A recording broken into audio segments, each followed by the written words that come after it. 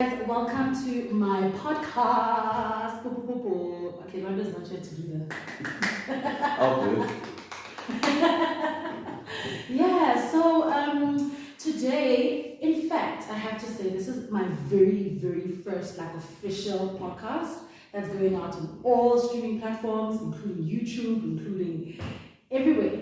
I'm really excited. I am sitting with the, how do I introduce you? The formidable, the amazing, the incredible Zaba Hlatshwayo. In fact, let me say it properly. Zaba, Leroto, Hlatshwayo. And you get to be my very first official guest. Oh, yippee! Actually, I really don't know if I should be excited or really scared to be the first one, because it's just, I don't know. Yeah, we're trying it out for whatever it's worth. Do you remember even 2 years ago during lockdown when I started doing all my Instagram lives, you were actually one of I think you were the second guest that I did. Yeah. And I'd never done kind of lives before. Yeah. So when I started doing the lives, you were the second guest. So I guess it makes sense, we started home. Yeah. You know what I mean? Yeah. But how are you doing, Zaba? I'm doing fine. Really? Yes. But Zaba, you're very humble. This is I do want to kind of introduce you as a writer. You're creative. Yeah. You are the co-founder of Creative Craft Brew. Creative Brew. Craft Brew. Okay, sorry. When we link everything in the description box, we definitely will link it properly. What else? You've been on so many productions. You still are. I see I'm a credit swapper on all these soapies on Mnet. Is it Mnet now? DSTV, whatever you call it, multi-choice product. So it's really an honor to be able to have just a bit of your time. I'm hoping to pick your brain. I'm hoping to have a nice conversation, Jay. Podcasting jams, nothing serious. So I can see that you're tensed up. Let's see. You chill. You look tense now. It's not very tense. Yeah. Okay, cool. But I want you to kind of lay the story for us. Obviously, I've given a little bit of a background, and it literally is just like a tip of the iceberg. Who is Zaba Leroto Hlatshwayo? Okay, wow. I guess I've never really had to answer that because I live with myself and I kind of think I know who I am, but I will attempt to. First and foremost, yes, I'm Zaba Leroto Hlatshwayo. We can get into why the word Roto, why is it incorporated in my title, officially and unofficially. But I'm just a guy who's always been fascinated with stories. So I'm a storyteller. And I've been fortunate enough to work on many formats of storytelling in my life. Started in the theater. Firstly, I went to East Rand School of the Arts. Shout out to East Rand School of the Arts. That place really shaped me. But I also went there already knowing, it's very odd because many people say that, I only discovered what I want to do at a certain age. I only discovered what I want to do. I've always known that I want to tell stories in one way or another. I've always sort of had this deep feeling that telling stories is my insight. So even when going to East Rand School of the Arts to do drama, as well as other high school subjects, I always knew that I'm, gearing up to go into this industry. And likewise, I've always treated myself as a person who is a professional in the field already. Little did I know that, the professional days are still coming, but I carried a certain attitude. And at that time, I simply loved acting, I loved being on stage. And then we got introduced to, local plays. And the plays that we were introduced to at the time were plays like Rosa Albert, Life, Crime, and Johannesburg. One of my favorites, and The Girls in Their Sunday Dresses, just a lot. And there was a lot of work, but I started to notice that many of those published works were emanating from the 80s, the 90s, when the theatre was pretty much a tool for protest. And the subject matters, even though some of them are relevant or were relevant to that time and even today, I just felt like, why are we still telling stories in that era? I mean, there's a place for them, but like, where's the fresh stuff? And that's when I started developing an interest in creating. I started, not just an interest, I started obsessing about creating. How do people talk? Why are certain words written? I started eavesdropping in the taxi people's dialogue, getting home and sort of rewriting how they spoke. You know how when people speak, one interjects one and then they go into another thought completely because somebody just passed reminding them of something, and then we go back to the topic at hand. And I just wanted to be able to imitate those moments in life onto my pen and then onto the stage. So I started writing my own plays, and then at school, there's the drama department, and they all know you guys. But when I would cast all of the misfits and degenerates, just basically people who were misunderstood in the school, not necessarily doing drama, but people that I found were very interesting characters. So I got them onto the stage, and then there was the thing of, okay, they need to learn how to act. So whatever I was learning in drama class, I was pushing onto them, and then we would put plays on. And my plays were popular because these people were not associated with drama, and people wanted to come and see Bayans. So those got quite popular, and that would be my high school career. After that, I went to the Market Theatre Lab. Now, it's very important to note that after I finished school, there's a lot that I wanted to do. I wanted to go to AFDA, I wanted to go to this, I wanted, higher. This is after you finished high school? This is after high school. Okay. But being an there was no yeah, especially for AFDA. Especially for AFDA, and it was that time, all of my friends, all of my peers were getting enrolled in these prestigious universities, and I was very much happy for them. But I also wanted to do my thing now, because I always believed that I am not learning to be a storyteller. I am a storyteller. I always treated myself as a professional, even before I joined the Actors Center at the Civic Theatre for the first year out of high school.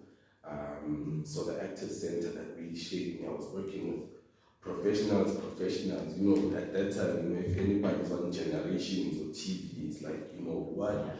So I worked with them, I was trained with them. We did a play called The Tragical History of Dr. Faustus. From that play, a man called Daniel Roberts spotted me. And he asked me, where am I trained, what's my issue? And then I was just honest with them, I'm trying to be in spaces where I can learn, I can push, I can get access to information, because I don't have money for tuition in a higher education setting. And he said he was at that time the principal of I'll call it an elite school called the Market Theatre Laboratory. Okay, so that's different from the Civic Theatre. This is different from the Civic Theatre. Okay. That's like a school, and what they focus on is harnessing the storytelling potential of youths from disadvantaged areas. The problem is that their funding is so limited that they've only got a limited number of students that they can take up. Okay. each year. And in that year, about 1,700 of us auditioned, but 12 were chosen in the end. And I was fortunate enough to be one of them. And the funny thing about the Market Theatre Lab is that when I was in high school, and there were two drama subjects, speech and drama, and history of theatre, literature and costume. History of theatre, literature and costume, when we came to South African theatre, I learned a lot about the Market Theatre Lab, Abubani Simon, the great Dr. Kani, and how that place was formed, from the rising need to tell stories. And it was an unconventional space. It was a fruit and veg market. And what they built. And then I learned about the school that was initially funded by the Rockefellers just to set up and how they. So I had an affinity, and I thought that man, I might not make it there, but thankfully I did. I got to go there. I got to study. I met a lot of people. I mean, if you think anybody in the field of storytelling, television, whatever, who went to the Market Theatre Lab, you will know. I mean, I'm speaking about Warren Masemula, Kenneth Ngozi, like many greats whom I looked up to. I'm now their junior. You know what I mean? I was part, and the late great Shabang. I was now they are junior. Yeah. But I was fascinated with creating. A lot of my classmates wanted to get on stage, and I also like the stage. I mean, I still do. I can throw die. But let's fast forward, because this journey of yours is so interesting, and what is intriguing me in this conversation now, you mentioned you already carried yourself as a writer. From high school, you already knew kind of who you are. Yeah. Now, since Market Theatre, you've gone on to work in corporates, you've worked in advertising, you've scripted a whole lot of, I can't even mention your dramas, Abu Mama, being one of them. You basically are in the crew, the Ranakas. You've done a lot. And this is, like I said, just touching the surface. Also Isibaya, you've written for Isibaya. Yeah, so people would need to recognize. More than anything, I recognize that I was part of that, I don't want to say institution, but that beautiful hub called Bomb Productions. A beautiful cradle for creativity, I would say. I always looked up to their productions, from Yizo, exactly, right up to Zone 14. I saw them change the game with Isibaya, and I was fortunate enough to go and add value there. So I'm mentioning this to say, you're writing, especially, I don't know, it might be different now in 2022, but a few years ago, we literally, it wasn't it's one of those careers, it's like, where are you going to work? Like, if you're trying to study drama and arts, where are you going to work? What are you going to do? We didn't really see the bigger picture. I would say you can actually be a writer, you can create stories, you can write for television, you can be part of productions, that kind of thing. And when in your journey, you kind of never had a gap. And I'm saying this to say, if somebody's, watching this and saying, Mara, like, he was just fortunate, he just had, was fortunate to go to the Civic Theatre, Market Theatre, and kind of progress in your career. Somebody else who maybe has studied drama, somebody else who has studied film and television might be sitting at home and like, dog, I've given up on that dream, I want you to kind of like give us those like, something. What would you say to somebody who's in that position? Because we are all and do the traditional schooling. They don't encourage us to go for careers like writing and creative. What would you say to somebody who's in that position? First of all, I would say each and every person's journey is as unique as that person's fingerprint. So even all of the people that I look up to, the circumstances that led them to where they are completely different. So for instance, if I say I look up to Warren Masemon, firstly I must be born on Pitori, Limpopo side. There are specific things even in your journey that happened, You can't. It's not necessarily a blueprint that you can say, hey, you follow, because your circumstances are different. Yeah. The one principle that I can say, it's about positioning and adding value. Let me say this. So at any point in life, you are somewhere. You are not nowhere because you'll be in a void in the abyss somewhere. But you are somewhere, right? You are in a position. So firstly, recognize the position that you are in. Okay? Recognize the position that you want to get into. The only way you can get into your next position is by adding value to your current position.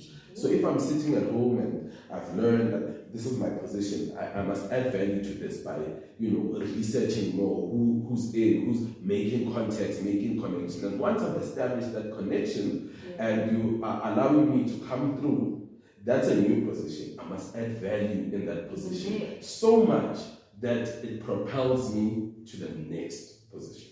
And I can say that's literally what had happened, because went to the Eastern School of the Arts, that was the position, added value by, wanting to do more, create, went to the Civic Theatre, was a position, added value, then Robert saw me and picked me, because of the value that I added with the relationships that I built at the Civic Theatre. That's how I got my first advertising gig, and then from my advertising gig, because of adding value to that position, that's how I then got propelled into television short form, but I've always wanted to do long form. And adding value to that short form, I was then able to then do the long form. So in any industry that you may be in, add value. And position yourself. How do you position? Positioning yourself can be anything from a phone call to an SMS, but it must be two-way. You need to establish some sort of connection. You need to identify where you are heading to and go, and then manifest. How do you manifest? Me personally. Yeah. Every year, I like to say 1st of January, but I'm usually hungover. So around my birthday, which is in the 10th. Yeah, 11. Yeah. On my birthday, then I look forward to the year. I write all of my goals down, and on a daily basis, I just speak to them. I speak. This is me. This is what I want to achieve. This is what I want. And anything from career to love to marriage to children, literally everything in my life that I want, I have to write down and manifest. Yeah. And I can tell you there's a big difference in the years when I don't do that and the years where I do that. For real? In terms of progress. Yeah. Wow, I need to start. So just, whatever it is, no matter how wild it is, when I just get into write that. It down, manifest. And then anything then that comes from that, just understand the position and then push the value and make sure that it propels you to the direction that you want to take, the direction that you want to go. Wow, it's so crazy. That's it. That's it. That's it. It's not that difficult. But talk to me about then the times where you were not in a comfortable position, because I'm sure, in anyone's journey, there comes a time where you maybe aren't, headed in the right direction. You feel like you're not achieving your goals. What's keeping you going again? Yeah, it's the fact that I suck at everything else. so you gotta make this one thing work. I gotta make this work somehow. But in life we do have our ups and downs. We do have I don't want to say relapses, but just life happens. And it's very important that even when you do lose your way or you feel like you've lost the way, just to remind yourself who you are, where you are going, and what you want to achieve. It doesn't mean that if I've stopped and lost my way, I can't get on that bicycle again. So just get on that bicycle again and then start and start moving. Also, when you fall, there's only one direction from the bottom. So you can try and fall and you just know that okay, I'm but at least there's nothing No lower. other- yeah, You know, yeah. I can only go up. Yeah, You know, and then you go, and then keep yourself motivated, and it's through perspective. Glass half empty, glass half full.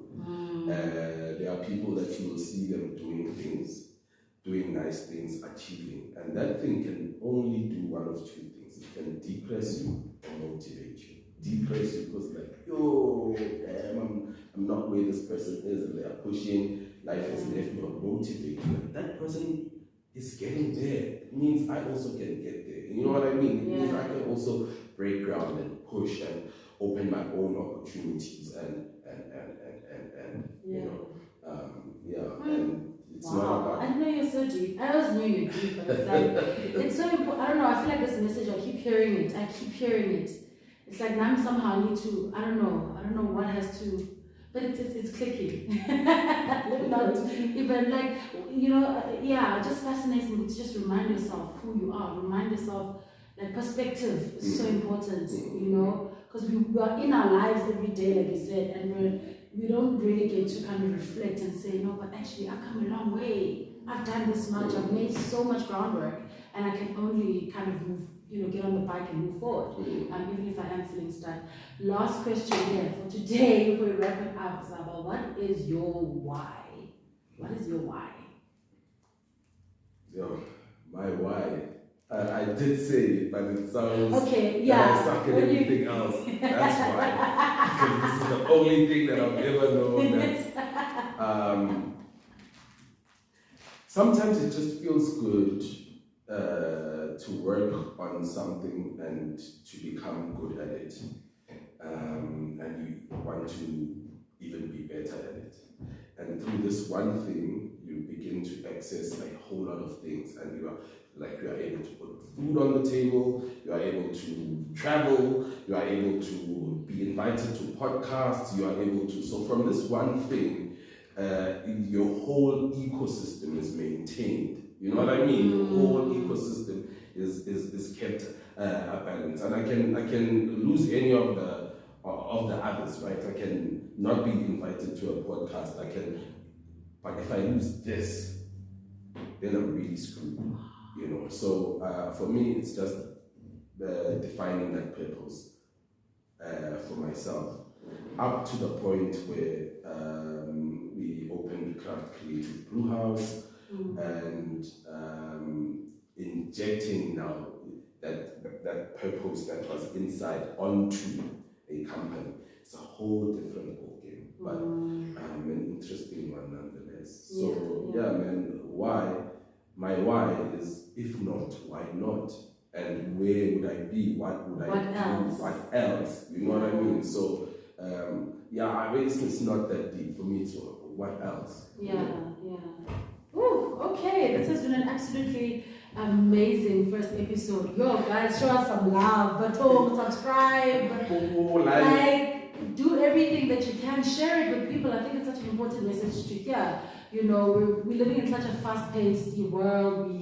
There's a lot of comparison. There's a lot of even competition. There's a lot of who's doing what? How do I fit in? How do I, But I think, everything that you touched on is so important to remind us,